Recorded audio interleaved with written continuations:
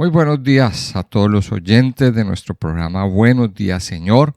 Este espacio donde iniciamos nuestros días meditando en la palabra de Dios, recibiendo de parte de nuestro Padre Eterno la bendita palabra que nos levanta, que nos fortalece, que nos llena de sabiduría y que es lámpara a nuestros pies y lumbrera a nuestro camino. Damos la bienvenida a todos aquellos que nos están escuchando a través de las diferentes plataformas, a través del YouTube, a través del Facebook y a través de todas las plataformas por donde esté emitiéndose este programa. Yo les invito a que escuchen este audio hasta el final, les invito a que lo compartan con otras personas, a que le den me gusta a estos contenidos, a nuestro contenido, y si no lo han hecho, pues que se suscriban a nuestro canal y hagan parte de nuestra comunidad de amantes y estudiosos de la palabra de Dios. Hoy terminamos nuestro libro de Oseas en el capítulo 14.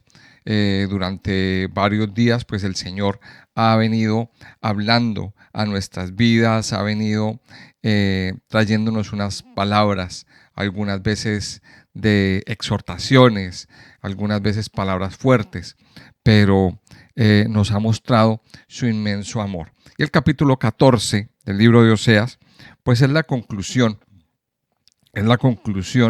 de todo este discurso y de todo este propósito que el Señor tiene o ha mostrado para con el pueblo de Israel. Y dice así, después de todas las exhortaciones, después de todas las palabras fuertes que el Señor le ha dicho al pueblo de Israel, el Señor muestra su amor. El Señor muestra su inmenso amor, su inmensa misericordia. Y dice la palabra de Dios en el capítulo 14 de Oseas: vuelve, oh Israel, a Jehová tu Dios, porque por tu pecado has caído. Llevad con vosotros palabras de súplica y volved a Jehová y decidle: quita toda iniquidad y acepta el bien, y te ofreceremos la ofrenda de nuestros labios. No nos librará el asirio, no montaremos en caballos, ni nunca más diremos a la obra de nuestras manos: dioses nuestros, porque en ti el huérfano alcanzará misericordia.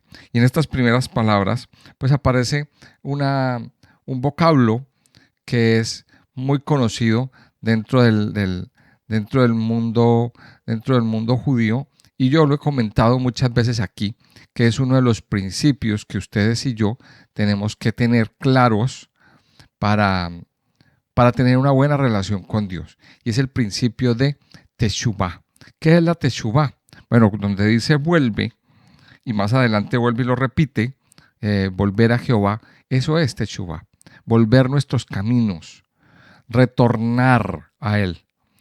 ¿Por qué? ¿Por qué Dios le dice vuelve, oh Israel? Porque el pueblo se alejó de Dios, porque estamos hablando de un pueblo que una vez conoció al Señor, un pueblo que una vez hizo pacto con Dios, se alejó. Se alejaron detrás de otros dioses, se alejaron detrás de otras costumbres y se les olvidó la palabra, se les olvidó lo que Dios les había enseñado. Por eso Dios aquí, de alguna manera, Dios no, Oseas le dice al pueblo, y recordemos que el clamor de los profetas pues venía directamente del corazón de Dios. El clamor de los profetas venía del corazón de Dios. Y Oseas le estaba diciendo al pueblo: vuelve, oh Israel, a Jehová tu Dios. Y lo dice otra vez: porque por tu pecado has caído. Luego dice: llevad con vosotros palabras de súplica y volved a Jehová. Y ahí es cuando nosotros estudiamos estas palabras de los profetas, pues esto nos permite entender muchas cuestiones del Nuevo Testamento. Palabras como lo que nos enseñaba el apóstol Juan en la primera carta de Juan, capítulo 1, versículos 8 y 9, donde nos dice que si decimos que no tenemos pecado, nos engañamos a nosotros mismos y la verdad no está en nosotros. Si confesamos nuestros pecados, Él es fiel y justo para perdonar nuestros pecados y limpiarnos de toda maldad. De eso se trata la teshuva, de volver al Señor, de retornar a Él, de retornar al camino, de volver a ese camino perdido. Es lo mismo, recordemos siempre dentro del contexto de Oseas, el punto del drama que vivió Oseas, prácticamente suplicando dentro de su corazón a su esposa que volviera. Ahora, yo sé que esto, pues, en un contexto humano, es una cuestión muy difícil para los hombres. Para los hombres, pues es muy complicado porque, pues, humanamente, ¿qué pensamos nosotros? Pues, si esta persona se fue, es porque no quiere volver y nuestro orgullo nos dice, o a través de nuestro orgullo hablamos diciendo, no le vamos a rogar. Pero aquí nos está mostrando que el amor de Dios es diferente a nosotros. Dios piensa muy diferente a como piensa el hombre. Y Dios tiene misericordia y amor eterno. Entonces Dios le ruega y le dice al pueblo de Israel, vuelve a Jehová. Quita toda iniquidad, dice aquí a través de Oseas, quita toda iniquidad y acepta el bien. Dice, y te ofreceremos la ofrenda de nuestros labios. Dice el versículo 3. Porque dice, esto es lo que dice Oseas, que el pueblo deberá decir en ese tiempo. O sea, es como una especie de oración.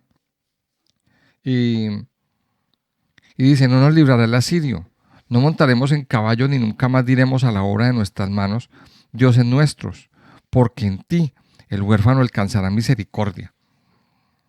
Es la confesión que nosotros como hijos de Dios debemos hacer. Y esto es una parte que la tenemos que entender. Y es muy de acuerdo con lo que dice Primera de Juan, que si confesamos nuestros pecados, Él es fiel y justo para perdonarnos y limpiarnos de toda maldad. Y esto es lo que nosotros debemos reconocer. Que el Señor quite toda iniquidad, que nuestro corazón acepte el bien y que podamos ofrecer ofrenda de labios. ¿Cuál es la ofrenda de labios? Nuestra alabanza, nuestra adoración, nuestra oración que Dios acepta. Eso es. Ahora, fruto de esta oración, ahora Dios responde en los versículos finales. Dios responde de una manera contundente y dice lo siguiente. Dice que Dios le dijo a los israelitas, yo sanaré su rebelión, los amaré de pura gracia, porque mi ira se apartó de ellos. Yo seré a Israel como rocío, él florecerá como lirio y extenderá sus raíces como el Líbano.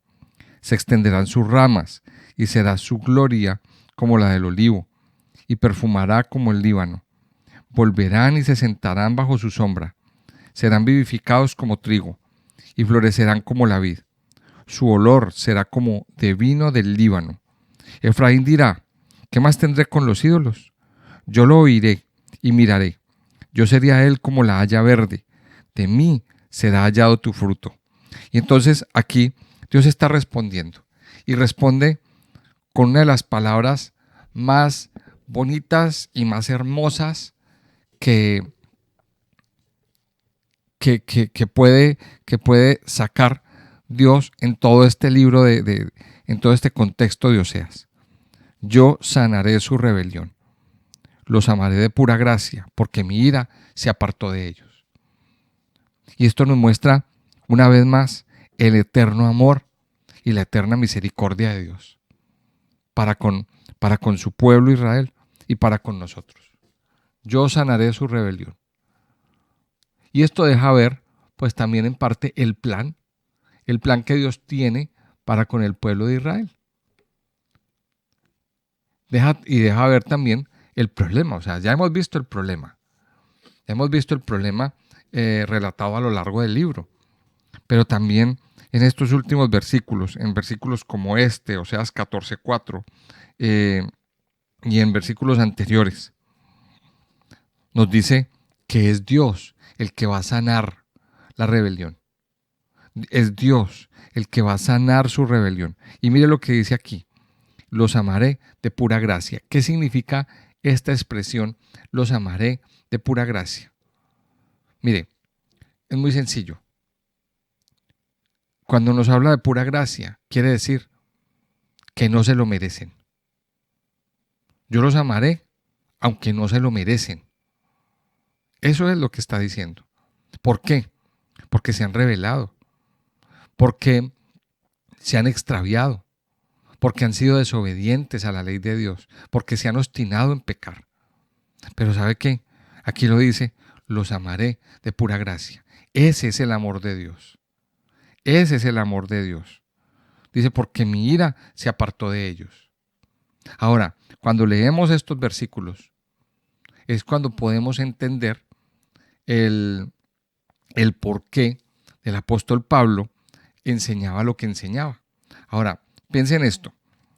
Este proceso que Dios le está diciendo al pueblo de Israel, o esto que Dios le está hablando al pueblo de Israel, primero tenía que haber un proceso. Recuerde el proceso. El proceso es que el pueblo de Israel debía ser dispersado porque Dios así lo tenía establecido. El pueblo tenía que ser dispersado. Se fueron. Los asirios se los llevaron a ellos, a diferentes pueblos, a diferentes naciones. Todo el pueblo, todas esas 10 tribus terminaron diseminadas a lo largo de la tierra. Y cuando hablo de la tierra, hablo del mundo, por todas las naciones. A lo largo de los años, terminaron esparciéndose por todo el mundo sin identidad, habiendo perdido su raíz y de dónde venían. O sea, todos esos gentiles a lo largo de las generaciones, pues dejaron de darse cuenta, en parte, que venían que tienen una raíz en la tierra de Israel. Y alejados de Dios, sobre todo. Entonces, ahí es cuando Dios dice que va a recoger a esos gentiles. Y entonces, ahí es cuando toman sentido las palabras del apóstol Pablo en Efesios capítulo 2, donde dice, en el capítulo 2 de Efesios, y Él os dio vida a vosotros cuando estabais muertos en vuestros delitos y pecados, en los cuales anduvisteis en otro tiempo, siguiendo la corriente de este mundo, conforme al príncipe de la potestad del aire, el espíritu que ahora opera en los hijos de desobediencia, entre los cuales también todos nosotros vivimos en otro tiempo, en los deseos de nuestra carne, haciendo la voluntad de la carne y de los pensamientos, y éramos por naturaleza hijos de ira, lo mismo que los demás. Pero Dios, que es rico en misericordia, por su gran amor con que nos amó, aun estando nosotros muertos en pecados, nos dio vida juntamente con Cristo. Por gracia sois salvos. Y juntamente con Él nos resucitó, y asimismo nos hizo sentar en los lugares celestiales con Cristo Jesús, para mostrar en los siglos venideros las abundantes riquezas de su gracia en su bondad para con nosotros en Cristo Jesús. Porque por gracia sois salvos, por medio de la fe. Y esto no de vosotros, pues es don de Dios, no por obras, para que nadie se gloríe, porque somos hechura suya, creados en Cristo Jesús, para buenas obras, las cuales Dios preparó de antemano para que anduviésemos en ellas. Y sigue el apóstol Pablo presentando el punto, presentando este tema. Entonces, parece ser que el apóstol Pablo en sus escritos tenía presente los escritos de los profetas menores. Por eso es muy interesante estudiar. Cuando estudiamos los profetas menores, entendemos a Pablo, entendemos la predicación y el porqué de la predicación del apóstol Pablo, y esto nos complementa muchísimo el estudio del Nuevo Testamento. Y aquí el Señor les está diciendo, yo sanaré su rebelión, los amaré de pura gracia. Ese es el amor de Dios. Entonces recuerde esto, el amor de Dios es por gracia. Usted y yo recibimos la gracia de Dios. Y el amor por gracia es un amor inmerecido. Un amor inmerecido. Es decir, ni usted y yo ni usted ni yo, habíamos hecho méritos para recibir ese amor de Dios. ¿Por qué? Porque fuimos rebeldes, porque fuimos desobedientes, porque vivíamos en pecado. Sin embargo, ese amor se manifestó ¿a través de quién? A través de Cristo, a través del Mesías. Dios manifestó su amor. ¿Por qué? Recuerde que el hombre tenía un problema que fue muy difícil de solucionar y que la única solución fue reconciliar al mundo con Dios a través de la sangre de Cristo. Luego dice, y yo seré Israel como rocío. Él florecerá como lirio y extenderá sus raíces como el Líbano. O sea, Dios le está diciendo al pueblo de Israel que una vez que la ira se apartó y una vez que están viviendo bajo la gracia de Dios, dice que va a florecer, que va a extender sus raíces, que se van a extender sus ramas y será su gloria como la del olivo y perfumará como el Líbano. Y aquí aparece otra vez en el versículo 7 la palabra clave, volverán y se sentarán bajo su sombra. Y dice, y serán vivificados como trigo, serán vivificados. Mire esta palabra, serán vivificados. Y esto es una de las cosas que también vemos que sucedió en el Nuevo Testamento, cuando aparece el Espíritu Santo, cuando se derrama el Espíritu Santo. Y dice que el Espíritu Santo, esto lo dice el apóstol Pablo en Romanos, en el capítulo 8, que Él es el que vivifica nuestros cuerpos. Él es el que vivifica nuestra vida. El Señor vivifica todo nuestro ser. Él vuelve y nos da vida. Porque dentro del contexto del pecado, nosotros estábamos muertos. Había una muerte espiritual. ¿Y quién vino a traernos vida? El Espíritu. Él es el que hace que nuestra vida vuelva a vivir, vuelva a levantarse. Entonces mire lo que dice. Dice, y serán vivificados como trigo y florecerán como la vid. Su olor será como de vino del Líbano. Y este fenómeno del florecimiento, pues lo podemos ver sobre todo los que vivimos en países con estaciones. Porque en el invierno todos los árboles como que duermen, se quedan pelados, sin hojas. Algunos árboles, bueno, no todos, algunos árboles, la mayoría, se quedan sin hojas, todos pierden sus hojas en el otoño. Y cuando llega la primavera, hay un florecimiento, hay una explosión. Todos los árboles aparecen con flores, aparecen con hojas verdes, aparecen renovados.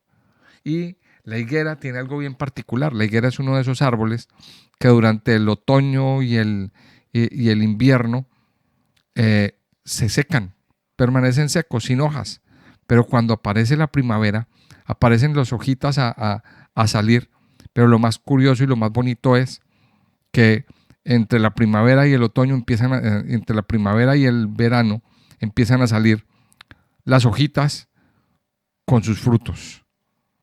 Y van madurando hasta que más o menos a mediados del verano o finalizando el verano hay frutos, pero está llena la parra de frutos. Entonces Dios dice aquí que seremos vivificados, floreceremos como la vid y daremos olor como de vino del Líbano. Y Efraín dirá, ¿qué más tendré ya con los ídolos? O sea, Efraín tendrá que decir, ya no más, ya se acabó el estar buscando ídolos inútiles. Y entonces aquí dice, yo lo iré y miraré, y seré a él como la haya verde, que de mí será hallado tu fruto. Mire, Efraín tendrá que decir, ya no más. ¿Qué más tengo yo buscando los ídolos? Y eso es el amor por la gracia de Dios. Es el amor por la gracia de Dios. Y termina el versículo 9, el último versículo de Oseas, con el siguiente pensamiento, con una pregunta a manera de conclusión de todo el libro. Y vamos a pensar en esta pregunta. ¿Quién es sabio para que entienda esto y prudente para que lo sepa? Porque los caminos de Jehová son rectos y los justos andarán por ellos, mas los rebeldes caerán en ellos.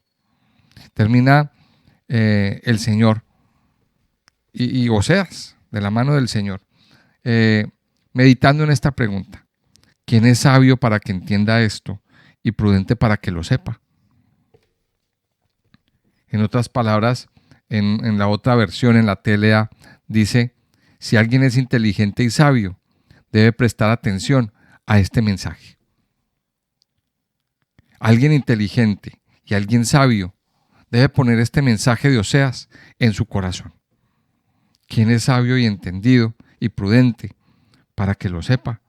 Porque los caminos de Jehová son rectos y los justos andarán por ellos.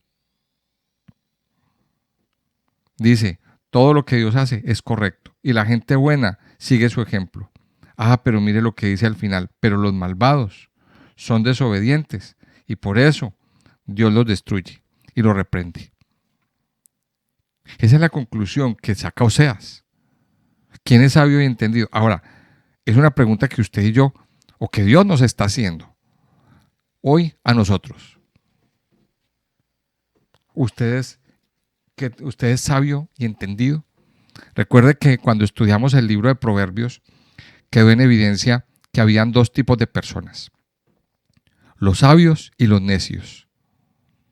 Y obviamente los sabios actúan como sabios y los necios actúan en su necedad. Hay dos tipos de personas: los sabios y los necios, el justo y el injusto, el justo y el pecador. La pregunta es, ¿usted en qué grupo está? ¿Usted en qué grupo está? Si usted se considera una persona sabia, entonces aplique su entendimiento a este mensaje que hemos recibido en este libro, en este mensaje del profeta Oseas.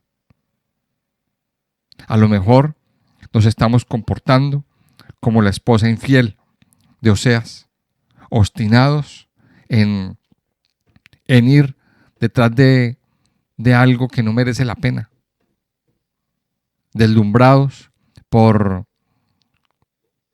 lujos, deslumbrados por dinero, deslumbrados por cosas materiales y dejando de lado el verdadero amor, el amor de Dios. Ahora, conclusión de este libro y de este libro que hemos estudiado y que hoy terminamos. Amado oyente, vamos a mirar algunas cosas que nos enseñó el libro de Oseas a manera de conclusión.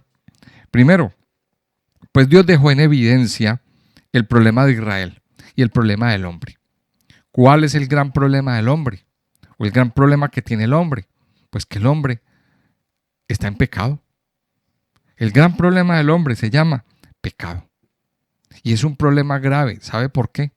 Porque el pecado separa al hombre de Dios.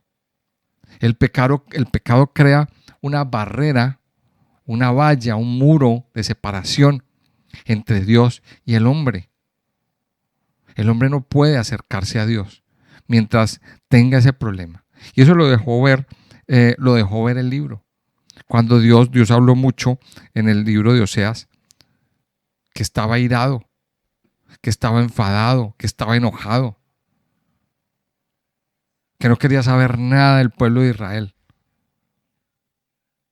Dios lo dejó ver mucho. Entonces, Dios deja en evidencia el problema del hombre, y es el pecado. El hombre tiene un problema. Nacimos con una naturaleza pecaminosa. Y la Biblia nos dice, por cuanto todos pecaron, están destituidos de la gloria de Dios. Y también nos dice en Romanos que la paga del pecado es la muerte. Entonces, deja ver el libro, deja en evidencia que Israel y el hombre en general, el ser humano, tienen un problema. Tenemos un problema. Ahora, también nos deja ver el libro que Dios es justo y misericordioso. Nos deja claro el carácter de Dios. Dios es justo. ¿Por qué? porque pues justicia es darle a cada cual lo que se merece. Y Dios estableció una ley, que el que incumpliera la ley, o sea, en el texto, en la Biblia, nos dice que el que incumpla la ley, pues será merecedor de pena de muerte. Y Dios estableció unas penas para determinados actos y para determinadas desobediencias. O sea, el que incumpla la ley se merece la muerte. ¿Y qué pasa? Pues que Israel incumplió la ley. Israel incumplió la ley de todas las maneras posibles. Aquí en Oseas lo vimos, vimos la parte religiosa, que se alejaron de Dios. Oseas nos habló mucho, en su mayoría, Oseas se enfocó su tema en la idolatría. Más adelante vamos a ver el libro de Amós, que es el mismo tiempo. Amós creo que era un discípulo de Oseas, y se enfoca en otras áreas. Es el mismo tiempo, es el mismo, la misma sociedad. Pero Oseas, Amós habla de otras cosas. Pero aquí revela que Dios es justo. Es decir, como pecaron, se merecen un castigo. Y Dios lo deja claro. Mi ira se desata, la ira de Dios se desata. Pero también nos deja claro que Dios es misericordioso. Dios tiene misericordia. Porque Dios ama a su pueblo Israel. Pero está esperando que el pueblo se arrepienta. Está esperando que el pueblo tenga un arrepentimiento verdadero. Y el que se arrepiente alcanza misericordia. Otra de las cosas que nos enseña el libro de Oseas es que Dios revela el plan de salvación. Aquí a lo largo de este libro nos encontramos la estrategia, cómo Dios va a salvar a su pueblo.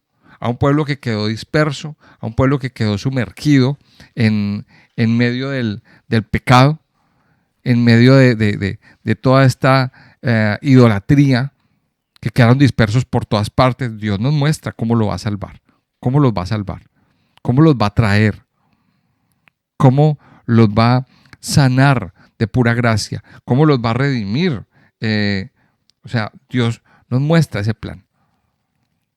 Pero para que ese plan se lleve a cabo, el pueblo debe quedar, digámoslo así, en bancarrota espiritual. Debe llegar al punto donde se le acaben sus recursos, donde se le cierren todas las puertas, donde se le cierren todos los caminos, para que no digan, ah, no, es que yo me salvé porque yo conocí a alguien, porque yo tenía un enchufe, una palanca. Es que yo me salvé porque yo tenía ahorros guardados en el banco. Mire, que no quede ninguna excusa para que la persona no reconozca a Dios en su vida. Porque muchas veces nosotros, cuando tenemos ese tipo de recursos a la mano, se nos olvida que fue Dios el que lo hizo. Porque ese es el corazón del hombre. Entonces, Dios revela el plan de salvación a través de este libro de Oseas. Y por último, otro punto, el cuarto punto que nos encontramos en este libro, es que Dios exhorta a su pueblo a que se defina con Dios, a definirnos con Él. Dios nos exhorta a definirnos con Él. Y es con este punto en el que quiero hacer bastante hincapié. Porque Oseas es un libro para definirnos con Dios. Mire, no se puede andar con Dios a medias tintas. No se puede andar con Dios con un pie en el mundo y el otro con el Señor. Es imposible. Y Dios lo deja claro en el libro. También. Ese es el otro punto que Dios deja claro. Con Dios no se anda a medias tintas. Y es el mensaje claro para nosotros como hijos de Dios. Para los que estamos aquí sirviéndole al Señor, buscando del Señor. Pero aquí hay una palabra clara. Con Dios no puede haber tibieza. Amado hijo de Dios, no puede haber tibieza. Defínase con el Señor. Hay muchas personas que andan a medias con Dios, picando en las cosas espirituales, pero también picando en las cosas del mundo, tocando aquí, pero también tocando allá, andando entre medias, a medias tintas, y no puede ser. No puede ser, amado hijo de Dios. Y este libro de Oseas nos debe llevar a esa conclusión. Defínase con Cristo. Defínase de una vez. Tome una decisión. Yo exhorto a todos aquellos que me están escuchando a que tomen una decisión hoy con el Señor. Camine con Dios. Ahora estamos en unos tiempos que según los estudiosos de la Biblia, se consideran tiempos finales. Tiempos finales. Y cada vez la cosa se va poniendo más apretada y más fuerte. El lazo se va cerrando. Es tiempo de caminar con Dios, con más firmeza. Y el Señor lo está diciendo a lo largo del libro. Vuelve, vuelve, vuelve. No te vayas, no te pierdas. La palabra es clara. Defínete con el Señor. Defínete con Cristo. Esa es la exhortación, la última exhortación que el Señor nos da aquí en este libro de Oseas. Yo sanaré su rebelión, dice la palabra, y los amaré de pura gracia. Pero no quiere decir que porque Dios me amó de pura gracia, entonces voy a seguir pecando porque Dios me ama de pura gracia. No es así. Tenemos que vivir una vida con Cristo. Una vida donde Dios va a mostrar el propósito.